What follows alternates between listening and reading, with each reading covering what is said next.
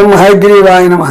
ఈరోజు మనము అతి ముఖ్యమైన విషయాన్ని చర్చించాలని అనుకుంటున్నాం. అదేంటంటే దైవం లేదా దేవుడు లేదా భగవంతుడు. దేవుడు ఎవరు? దేవుడు ఉన్నాడా? దేవుడు ఎక్కడ ఉంటాడు? దేవుడు ఎలా ఉంటాడు? దేవునితో మానవునికి పనేమిటి? దేవుడు మానవుడు అవుతాడా? మానవుడు దేవుడు కాగలడా? ఈ సృష్టి దేవుడిదా లేదా మానవునిదా? ఈ సృష్టి పరిణామ క్రమం దేవుని ఆజ్ఞ మేరకు జరుగుతుందా? దేవుడే ఈ సృష్టి క్రమమా? దేవుడు మానవుని సృష్టించాడా? మానవుడు దేవుడిని సృష్టించాడా?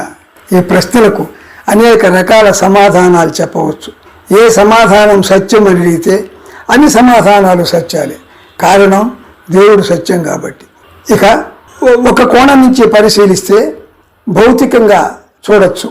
అనగా భౌతికంగా పరిశీలిస్తే దేవుడు సృష్టికర్త. సృష్టిలో మానవుడు ఒక అంశం. దేవుడు సృష్టికర్త కాబట్టి దేవుడు అయి ఉన్నాడు. సృష్టి లేకపోతే మానవుడే లేడు. మానవుడు లేకపోతే దేవుని ప్రశ్నే తలెత్తదు. అంటే దేవుడి మానవుని సృష్టిస్తే మానవుడు దేవుని గురించి తన అవసరాలకు అనుగుణంగా తీర్చిదిద్దుకున్నాడు. ఉదాహరణకు ఒక పురుషుడు ఒక స్త్రీ సంతానాన్ని కంటే వాళ్ళని తల్లిదండ్రులు అంటారు. బిడ్డలు లేకపోతే తల్లి తండ్రి అనడానికి వీల్లేదు. వాళ్ళు దంపతులు మాత్రమే. మానవ సృష్టి ఉద్భవించకపోతే దేవుడు అన్న ప్రశ్నే రాదు. బిడ్డ పురుషుని స్త్రీ యొక్క పదార్థం చైతన్యం కలబూసుకుని మరొక రూపంలో ఉద్భవిస్తుంది. అంటే బిడ్డ తల్లిదండ్రులలోని భాగం.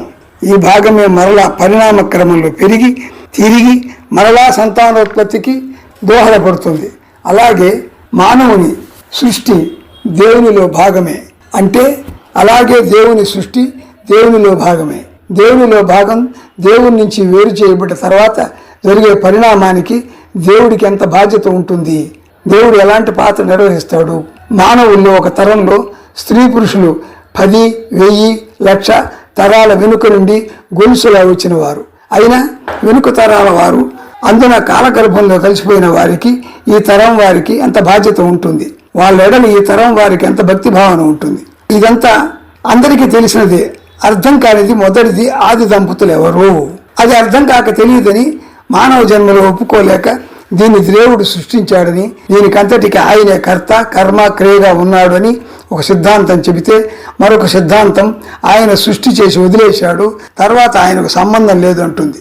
మరొక వాదం ఆయన సృష్టి కార్యక్రమాల్లో జోక్యం చేసుకోదు, కావాలని ప్రార్థిస్తే ఆయన సహాయం చేయడానికి సంసిద్ధుడిగా ఉంటాడు.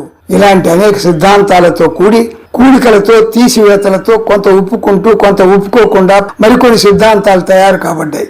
రెండవది, ఆధ్యాత్మికంగా చూస్తే దేవునికి నామం లేదు, రూపం లేదు, సర్వాంతర్యామి. ఇందు కలడు అందు లేడని సందేహము వలదు అన్నారు భాగవతంలో. పైగా కలడందురు దీనులేడ కలడందురు పరమయోగి గణముల పాలన కలడందురు అన్ని దిశలను కలడు కలండని వాడు కలడో లేడో అన్నారు. అంటే ఆయన కూడా తెలియదు ఉన్నాడో లేదో. ఆది మధ్యాంతరహితుడు, చీకటి లోకాల అవతల వెలుగుతున్నవాడు, దేవుడే నువ్వే దేవుడు, దేవుడు సత్యం, దేవుడు జ్ఞానం, దేవుడు వృతం, దేవుడు విశ్వవ్యాపితం, నిత్యం, అమితం, అనంతం, పరమాత్మ విశ్వప్రభు, అనిర్వచనీయుడు, అనంతుడు, అనాథ రక్షకుడు, గుణాతీతుడు, దుష్ట శిక్షకుడు, శిష్ట రక్షకుడు, సృష్టికర్త, ధర్మస్థాపకుడు, ధర్మ నిర్వాహకుడు, నిరహంకారుడు, సోహం తత్వమసి, ప్రజ్ఞానం బ్రహ్మ, అహం బ్రహ్మస్వి, బ్రహ్మ ప్రేమమయుడు, అయమాత్మ బ్రహ్మ కరుణామయుడు, నేను నువ్వు ఒక్కొక్క పరమాణువు. ఈ విశ్వం అనంత పరమాణువుల సమూహం. ప్రతి ఒక్క పరమాణువు లాంటి నువ్వు నేను అనేక అనంత పరమాణువులను అర్థం చేసుకుని అనుభవంలోకి తెచ్చుకోవడం దుర్లభం.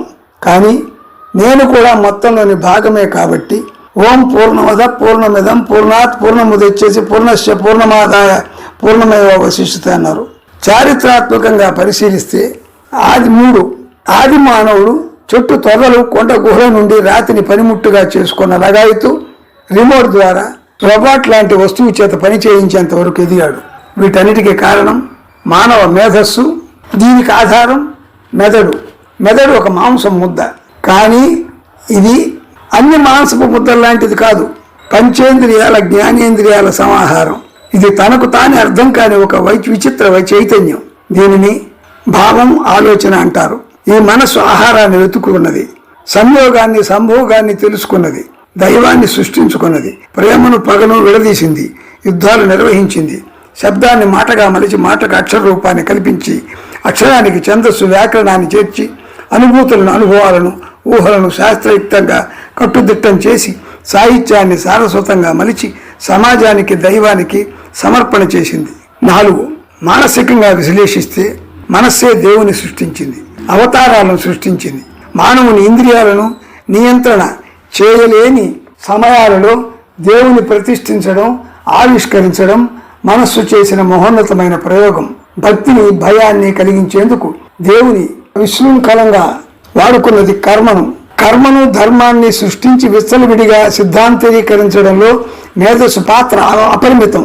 నిజానికి మానవునికి మనస్సు లేకపోతే దేవుని నింపడానికి నిలపడానికి స్థలం ఎక్కడున్నది? మానవుడు లేకపోతే దేవుడు కూడా అదృశ్యం అవుతాడు. మనస్సు లేకపోతే కర్మకు, జ్ఞానానికి, భక్తికి, వైరాగ్యానికి, సన్యాసానికి, సుఖానికి, దుఃఖానికి అర్థం ఉండదు. మనస్సు లేని చోట భోగం లేదు, యోగం లేదు, రోగం లేదు. అందుచేత తత్వం కానీ, వేదాంతం కానీ, శాస్త్రం కానీ ఈ మనసును పట్టుకోవడం ఎలా అన్నది ముఖ్యం. 5. మానవతావాదంతో పరిశీలిస్తే దేవుడిని కొంతమంది సమాజ శ్రేయస్సుకు ఉపయోగించుకున్నారు, మరి కొందరు సమాజాన్ని భయపెట్టి దోచుకునేందుకు వాడుకున్నారు. నిజానికి సామాన్య జీవులకు భగవంతుని మీద ఉన్న నమ్మకం, విశ్వాసం దేవుడిని అడ్డం పెట్టుకుని ఉపయోగించుకునే వారి కంటే చాలా ఎక్కువగా ఉంటుంది. దేవుని ఆసరాగా పెత్తనం చెలాయించేవాడు దేవుని మీద విశ్వాసం ఉన్నట్టు నటించడం సహజం. ఏది ఏమైనా మానవ సమాజం అభివృద్ధికి దేవుడు ఈనాడు ఒక చక్కని ఆయుధం. దేవుని మీద భక్తి, భయం అన్న 2 శక్తులు లేకుంటే మానవ జాతి అధర్మంతో జంతువుల కంటే హీనంగా బ్రతుకు సాగించి ఉండేది. 6. హేతువాదం, గత తార్కికవాదం దృష్ట్యా విశ్లేషిస్తే దేవుడిని మానవుల్లో చూచారు. మిగతా వాదులు మానవుని దేవుడిలో చూసి మానవ సేవే మాధవ సేవ, దరిద్ర నారాయణను ఉద్ధరించడం దైవ కార్యంగా భావించారు. ఇది దైవాన్ని అనేక కోణాల్లో స్పృశించడం. Thank you very much.